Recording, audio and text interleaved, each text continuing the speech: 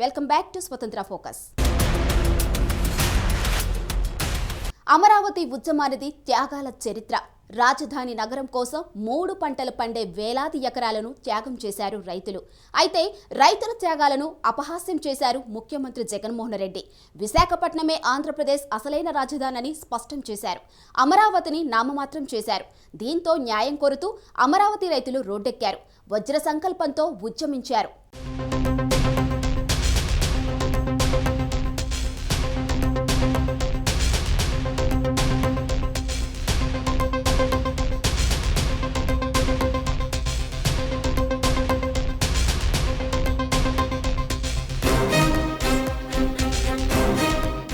ఆంధ్రప్రదేశ్ రాజధాని ఏది? అమరావతి లేక విశాఖపట్నమా? ఏపీలో ప్రస్తుతం ఇది $1 మిలియన్ ప్రశ్న. ఆంధ్రప్రదేశ్ రాజధాని విశాఖపట్నమేనంటూ ముఖ్యమంత్రి జగన్మోహన్ రెడ్డి కిందటి ఏడాది దేశ రాజధాని హస్తిన సాక్షిగా కుండబద్దలు కొట్టారు. ఢిల్లీలో AP global investors summit round table సమావేశంలో జగన్మోహన్ రెడ్డి ఈ కీలక వ్యాఖ్యలు చేశారు. అంతేకాదు త్వరలోనే తాను కూడా విశాఖకు షిఫ్ట్ అవుతున్నట్లు చెప్పారు. రాజధాని అంశంపై జగన్మోహన్ రెడ్డి చేసిన ప్రకటన దేశవ్యాప్తంగా దుమారం రేపింది. విశాఖే ఆంధ్రప్రదేశ్కు రాజధాని అంటూ జగన్మోహన్ రెడ్డి చేసిన ప్రకటన మళ్లీ తేనెతుట్టెను కదిపినట్లయింది.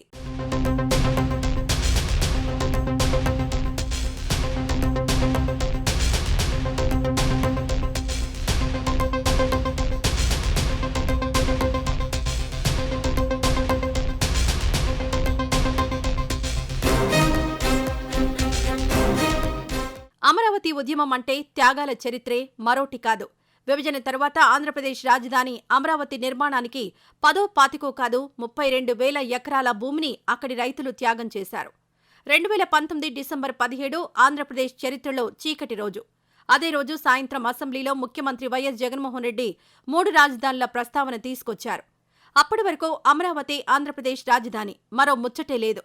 విభజన తర్వాత అధికారంలోకొచ్చిన చంద్రబాబు నాయుడు ప్రభుత్వం అప్పటికే రాజధాని నిర్మాణం కోసం చేయాల్సిందంతా చేసింది. ఇంకా చేస్తూనే ఉంది.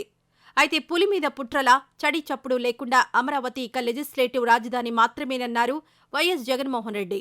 ఎగ్జిక్యూటివ్ రాజధానిగా విశాఖపట్నాన్ని జగన్ తెరమీదకు తీసుకువచ్చారు. ఒక మాటలో చెప్పాలంటే జగన్మోహన్ రెడ్డి ప్రభుత్వం అమరావతిని నామమాత్ర రాజధాని చేసింది.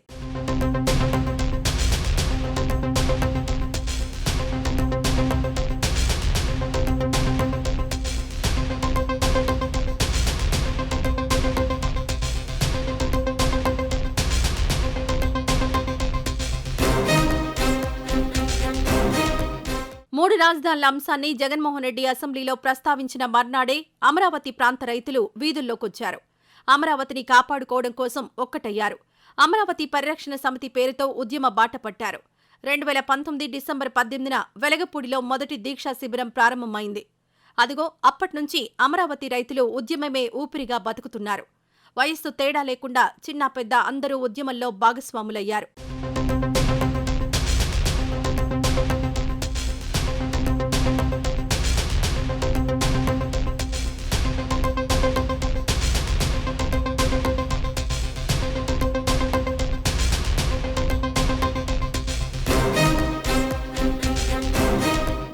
అమరావతిని కాపాడుకోవడానికి రైతులు అలిపెరగని పోరాటం మొదలుపెట్టారు. ఈ పోరాట బాటలో రైతులు అనేక అవమానాలు ఎదుర్కొన్నారు. అవరోధాలు తట్టుకున్నారు. నిరాహార దీక్షలు చేశారు. రోడ్లపై బైఠాయించారు. న్యాయం చేయాలంటూ కోర్టులకెళ్లారు. మా మొర ఆలకించండి మహాప్రభు అంటూ కేంద్ర ప్రభుత్వానికి వినతి పత్రాలిచ్చారు. లాఠీ దెబ్బలు తిన్నారు. జైళ్లకెళ్లారు. ఒకవైపు ఉక్కుపాదంతో ఉద్యమాన్ని అణచివేయడానికి జగన్ ప్రభుత్వం ప్రయత్నిస్తే మరోవైపు వజ్ర సంకల్పంతో రైతులు ముందుకు కదిలారు.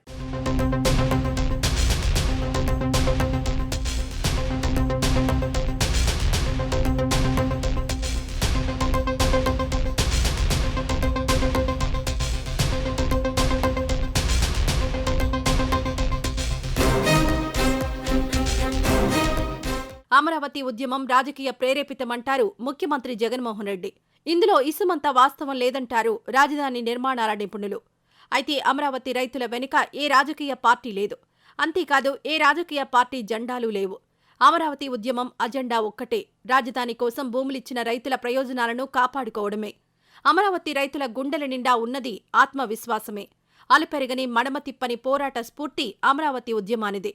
రైతులు అడుగుతోంది మనులో మాణిక్యాలో కాదు, అమరావతిని రాజధానిగా కొనసాగించడం, ఆరుగాలం శ్రమతో స్వేదంతో నిర్మించుకుంటున్న రాజధాని నగరాన్ని కాపాడుకోవడం, తొందరపాటుతో జగన్మోహన్ రెడ్డి సర్కార్ తీసుకువచ్చిన 3 రాజధానుల బిల్లును అటకెక్కించడం.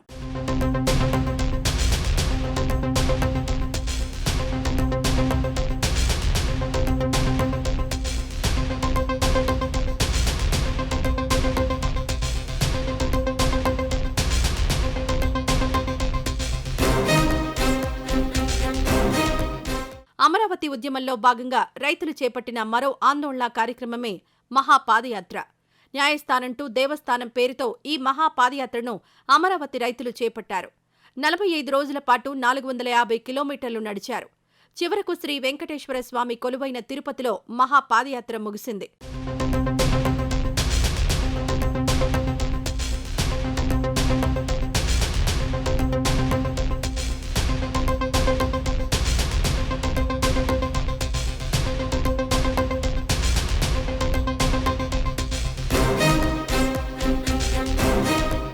మహాపాదయాత్ర ముగింపు సందర్భంగా అమరావతి పరిరక్షణ సమితి తిరుపతిలో ఓ గొప్ప బహిరంగ సభ నిర్వహించింది. అధికార పార్టీ అయిన వైఎస్సార్ కాంగ్రెస్ మినహా ఆంధ్రప్రదేశ్లోని అన్ని రాజకీయ పార్టీలు ఈ సభలో పాల్గొన్నాయి. అమరావతికి కట్టుబడి ఉన్నామని అన్ని రాజకీయ పార్టీలు తేల్చి చెప్పాయి. మాజీ ముఖ్యమంత్రి, తెలుగుదేశం పార్టీ అధినేత నారా చంద్రబాబు ఈ బహిరంగ సభకు ప్రత్యేక ఆకర్షణ అయ్యారు. అమరావతి అంశం ప్రస్తుతం న్యాయస్థానంలో ఉంది. ఇప్పటికైనా జగన్మోహన్ రెడ్డి ప్రభుత్వం అమరావతికి కట్టుబడి ఉంటుందా, లేక రైతుల ప్రయోజనాలను పణంగా పెడుతుందా అనేది చూడాల్సిందే.